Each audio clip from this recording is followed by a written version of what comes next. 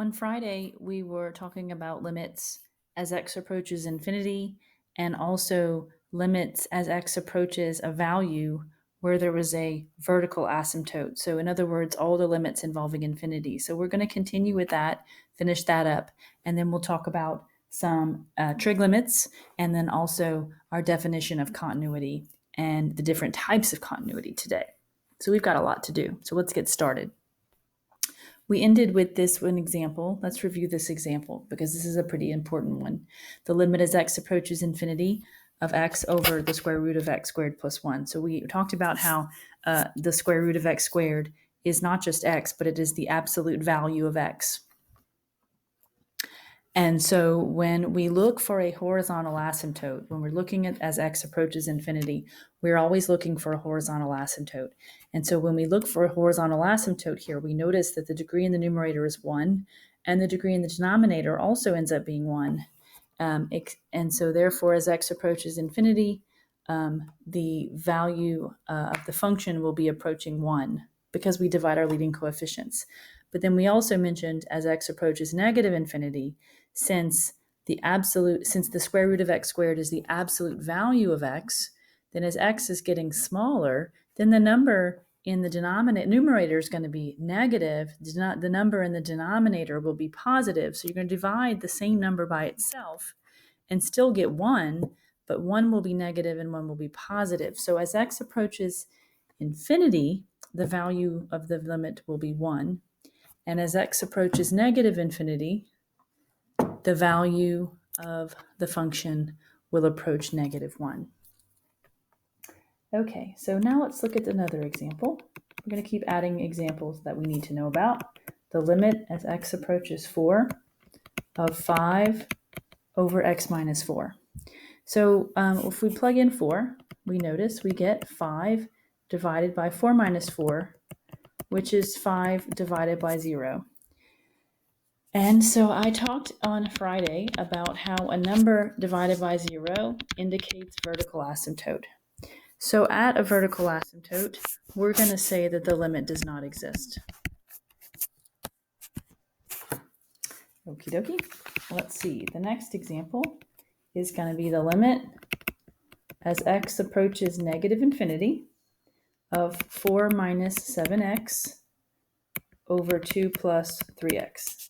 So once again, as x approaches infinity or as x approaches negative infinity, if a function has a horizontal asymptote, the function will be approaching that asymptote. And so I notice that I have a degree in the numerator and the degree in the denominator that are the same. So I'm going to divide my leading coefficients, and I see negative 7 over 3. So I'm going to say the value of this limit is negative 7/3. So if we remember about horizontal asymptotes, then these will be quick and easy, won't they? So one more before we start talking about go to trig limits.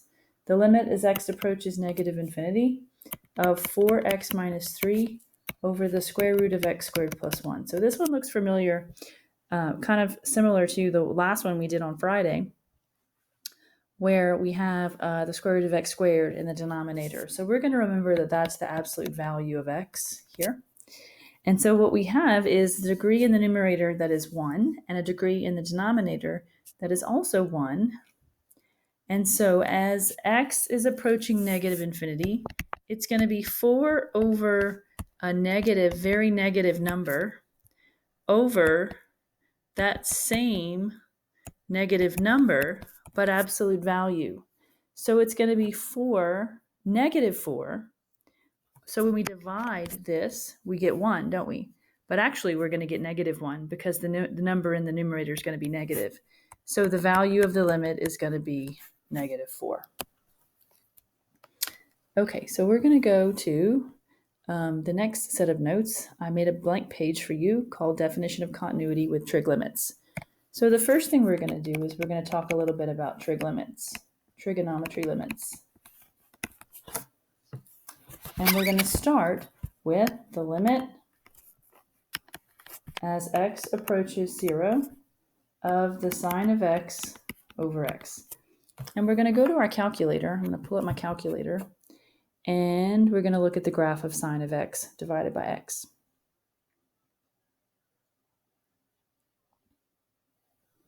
Okie dokie, I'm going to go to y equals, clear whatever's there. I'm going to go to mode and make sure I'm in radian mode because I'm dealing with trig here. So I'm going to do sine of x divided by x.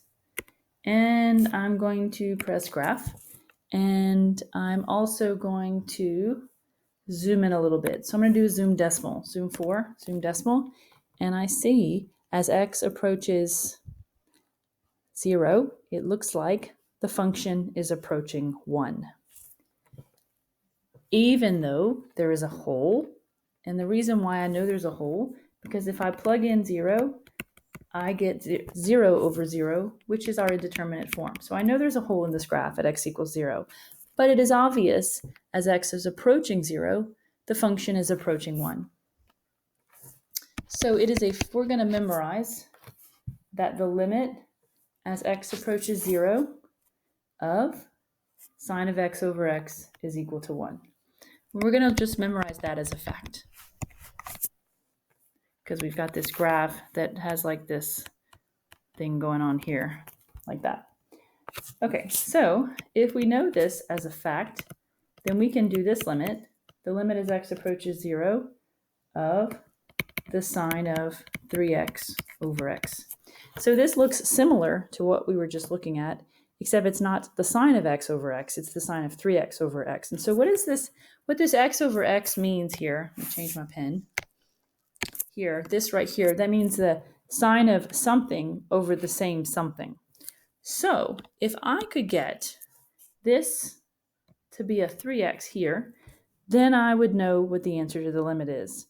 But I can't just put a 3 there. I can't just put a 3 in the denominator without doing the same thing to the numerator.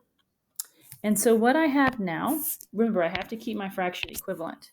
So what I have now is the limit. Actually, I'm going to skip that step and I'm going to say, well, I've got a constant here, don't I? That I can pull out. One of my properties for limits says I can pull out constants. 3 times the limit as x approaches 0 of the sine of 3x over 3x. And so I know that this is the value of that limit is 1. And so 3 times 1 is 3. And so the answer is 3. And I can show you that one more time. No, I'm not. I'm going to let you do the homework on that one and we'll talk about it. Okay, all right, so the next example I want to look at is the limit as x approaches 0 of the cosine of x minus 1 over sine squared of x. Okay, so there are a few trig identities that we're going to have to remember in order to be able to do trig limits. And one of them is that tangent is always sine over cosine. So if that helps us to change tangent to sine over cosine, then we should do that. Another one that we can remember that was going to help us is that the sine squared of x plus the cosine squared of x is equal to 1. That's a pretty famous trig identity. So we're going to remember that one. So I'm going to rewrite this as the limit as x approaches 0 of the cosine of x minus 1 over, and instead of sine squared, I know that sine squared is 1 minus cosine squared. So let's see here. The next thing I can do is I can factor, because what I see now is I see the difference of 2 perfect squares. So I have the cosine of x minus 1 over 1 plus cosine of x times 1 minus the cosine of x. And 1 minus the cosine of x looks very similar to cosine of x minus 1. And so we know how to fix that. We know how to change the signs. We can just factor out a negative 1. So I'm going to factor out a negative 1 from the numerator and make it negative 1 times 1 minus the cosine of x. And now I can simplify.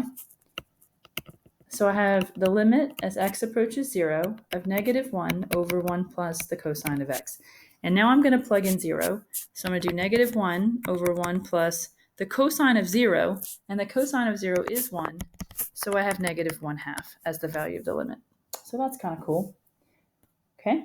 And then we'll do one more. Just one more trig limit. We'll do it on the side over here. Let's do number 4 over here. We want the limit as x approaches 0 of the tan of x divided by x. So if I plug in 0 to the tan of 0 over 0, I know the tan of 0 is 0. And I know that, so that would give me 0 divided by 0, which is indeterminate form, which indicates a whole. So we need to do some finagling, do some algebra, substitute with some trig identities, something in order to be able to figure out the value of this limit. So what I'm going to do is the limit as x approaches 0, and instead of tangent, I'm going to write sine of x over cosine of x times, and instead of divided by x, I'm going to write times 1 over x. And so one of my properties says that if this function is a product, I can split them apart and do them as two separate limits. So I'm going to do the limit as x approaches 0 of the sine of x over, oh wait, no, I don't think that's going to help me. What I think I'm going to do is I'm going to switch these two. And I know I can do that because they're the same. So I've got the sine of x over x times 1 over the cosine of x. And the reason why that helps me is because look what I have here. I just learned that the limit as x approaches 0 of the sine of x over x is 1. So I know that that's 1. And the limit as x approaches 0 of 1 over cosine of x. Let's see, if I plug in 0, I get 1 over the cosine of 0, which is 1. And so the value of the limit is 1. Wonderful. Okay, so those are just a few examples of good trig limits that we can start with, and we'll look at more as we go along, but I just wanted to introduce a few trig limits to you. So the next thing we want to do is we're going to talk about the definition of continuity. We're almost finished with this chapter already. We have some more practicing to do, but I think we've got most of the definitions and most of the stuff down.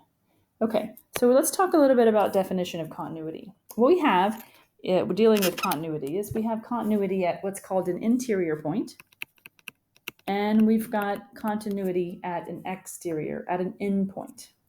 So the definition of continuity at an interior point is f of x is continuous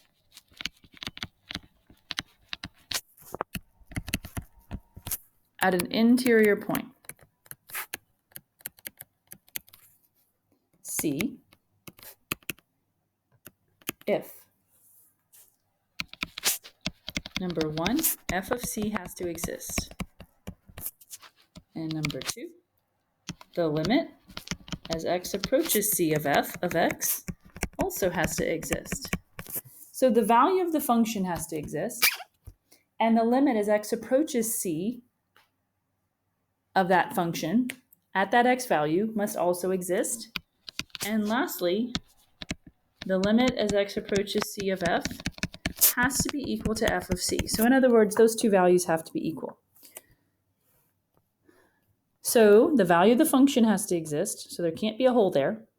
The limit as x approaches c of f has to exist, so there can't be a jump. And the two values have to be the same. So if a function is continuous at an interior point, and when we're talking about interior, we're talking about a point on the inside of a closed interval. We know the difference between an open interval and a closed interval. So if I draw a little picture here, here's a closed interval from A to B. There's a closed interval from A to B. So any of the points in between the two endpoints would be considered an interior point. So a function is continuous on a closed interval at an interior point if these three things are true. And then we also have the definition of continuity at an endpoint. So the endpoints would be a comma f of a or b comma f of b in this case. So f is continuous, f of x is continuous at a left, which would be a in this case in my picture, or right, which would be b in this picture, endpoint. So a is the left endpoint and b is the right endpoint if they are continuous at these endpoints if the limit as x approaches a from the right of f of x is equal to f of a. So let's look at that point A. change my color here. If the limit as x approaches a from the right is equal to the value of the function at a, then we are continuous at that endpoint. And now let's give the definition of continuity at a right endpoint. The limit as x approaches a from the left of f of x has to be equal to f of b. So go back to red. If the limit as x approaches b, I said a, let me go back, change that, b from the right is equal to f of b, then we are continuous at that endpoint. That makes sense? Okay, so if the function is not continuous, then we can say that is discontinuous, just so we know what word to use. Discontinuous. Or we say there is a point of discontinuity. Just terminology there. Okay, so now we're going to talk about the types of discontinuity. Types of discontinuity. There are 4 types of discontinuity. The first type is a jump discontinuity. And I would expect that we are probably familiar with most of these. Jump discontinuity is when the left-handed limit is not equal to the right-handed limit. Secondly, we have what's called a removable discontinuity. A removable discontinuity would be a hole. So for an example would be the limit as x approaches 0 of x squared plus 2x over x. And we know that this has a removable discontinuity because if I factor here, I see that we have a hole there at x equals 0. Okay, we also have what's called an infinite discontinuity. That's the correct name for it. And we know an infinite discontinuity as a vertical asymptote.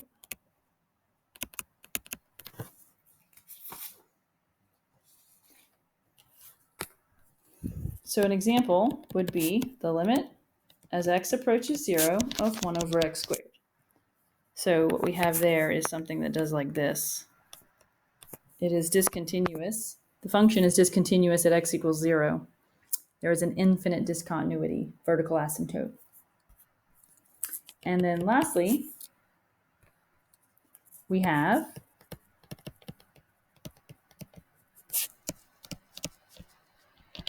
a discontinuity that is called oscillating behavior. Sine functions and cosine functions sometimes exhibit what's called oscillating behavior.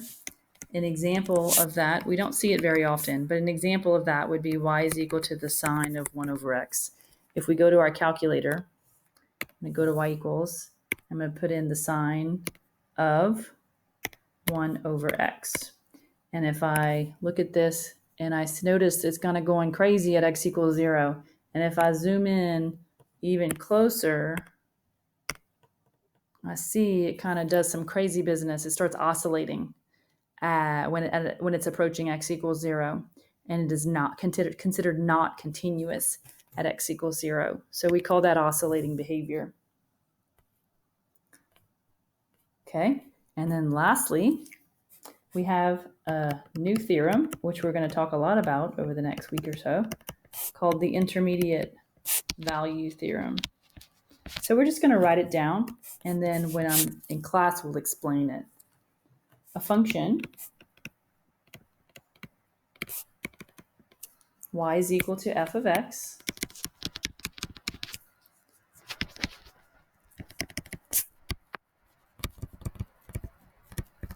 that is continuous on a closed interval from A to B takes on every value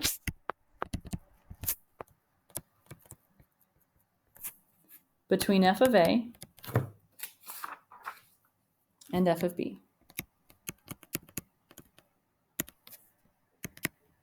And in other words, there is some C in between A and B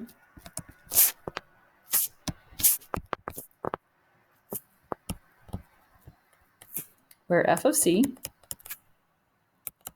is between f of A and f of B. So if a function is continuous on a closed interval, then the function will take on every value between f of A and f of B. There is some C in between A and B, where f of C is between f of A and f of B. Like I said, we're going to talk more about this when I'm back in class.